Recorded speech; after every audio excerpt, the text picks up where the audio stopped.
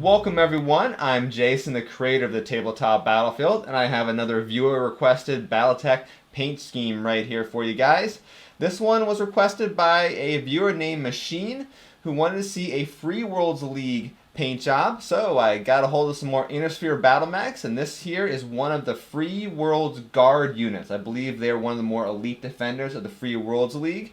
And this particular paint job you see in front of you will take you about 35 minutes, following the two usual rules. One, the mechs are already primed, and two, you're doing like a batch paint job of a lance to where you can go one step at a time on each mech, and therefore the kind of drying time is taken up by the times where you're painting other battle mechs. Alright, let's get started. And of course, the first step is to prime the miniature. I've got my custom 3D printed priming tool right here. You can find a link in the show notes to purchase the STL files for this tool on my Etsy store. And I'm covering the miniature in a fine layer of black spray primer. The Free Worlds guards have this smoky white grayish base color to them, so we're going to build that up through using a series of dry brushed layers. For the very first layer, I've got a basic gray color, Dawnstone gray from Games Workshop's Citadel line of paints, and I'm going to be using a stippling dry brush method, not to cover the entire miniature with this color, but just kind of put it here and there. For the next few steps, I'm taking an off-white color. I've got Brainmatter Beige from Army Painter's War Paint series. I'm going to be mixing this into the gray and doing more stippling dry brushing. For the first gray-white mixture, I'm using about a 50-50 mixture of the gray and the white. Layer 3 is not changing much up. Add a little bit more white to your gray-white mixture and do one more layer of dry brushing. Hopefully you like dry brushing, or at least you don't hate it, because we got a few more layers of it. This time though, I'm using only the Brainmatter Beige, and I'm probably going to cover about 80% of the miniature with this dry brushing technique. So now let's wait for all the dry brushing layers to completely dry, and then we're going to do one more layer of the white just to get a little bit of a brighter base color for this mech. Alright, we're on to our final layer of dry brushing. I'm going to be going back to my base gray color and do that stippling dry brush over just a few areas of the mech. That way I can get this high contrast, smoky effect that the Free World Guards mechs tend to have. We will be getting to all the details in just a moment, but you want to let everything that's on the mech right now dry before you start that process. Our first level of detail is going to be the purple panels that are found here and there all across the mech.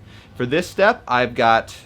Whoops doodle, drop my paint, let's pick that back up. I've got Blasphemer from Cvltcraft's line of paints. And I'm using my Artificer Layer extra small brush. Oh wait, no I'm not. I have my small brush. I don't know where my extra small brush is. I kind of lost that one. Hopefully I find that soon. They're kind of expensive brushes. Just paint several of the armor panels this color, whatever looks good to you. For the edge highlighting of these purple armor panels, I want to get a bit of a pinkish effect going on, and therefore I'm going to take some Rapture, which is a red color from Cvltcraft's line of paints, mix that into Blasphemer, and get the desired color I'm looking for.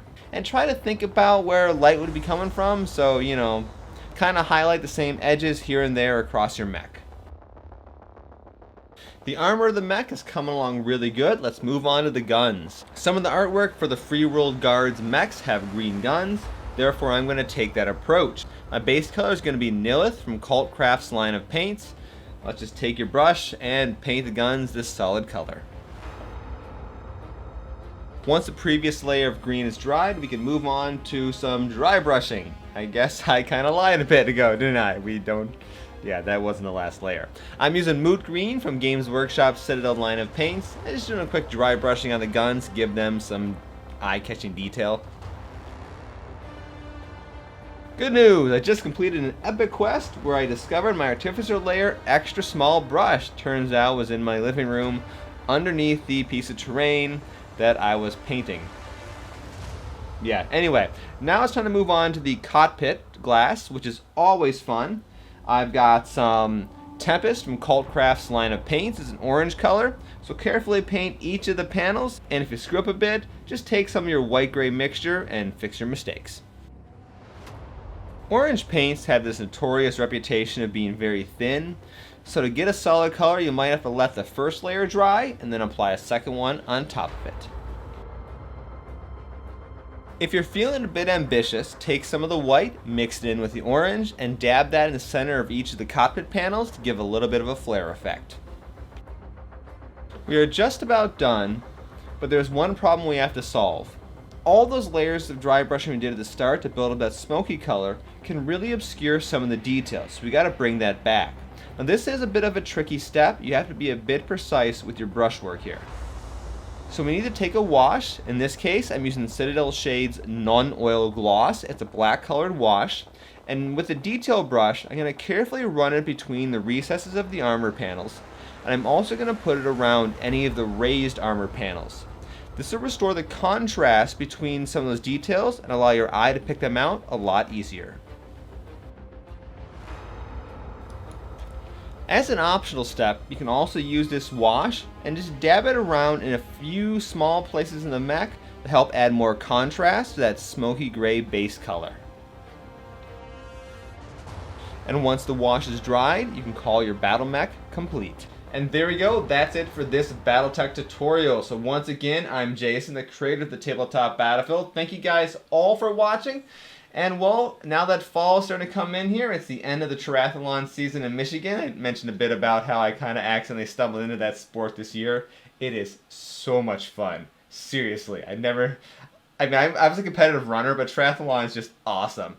I actually competed, well, what was supposed to be a triathlon up in Tawas, Michigan, and well, apparently the winds were too strong for the certain direction, rip currents, couldn't swim, so it became a run, bike, run.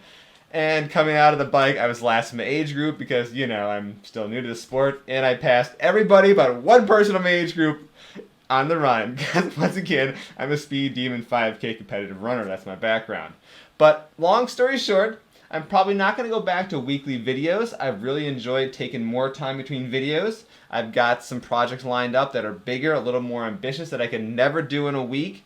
And also it's going to let me work on some other content coming up here soon from other channels like Story of Michigan. I want to get back to historical stuff and other things in my life. Honestly, I just can't keep up with weekly videos. And one random YouTube note for you, I've actually not seen my views suffer at all by cutting back videos. In fact, the last month, for whatever reason, was the best month I've ever had.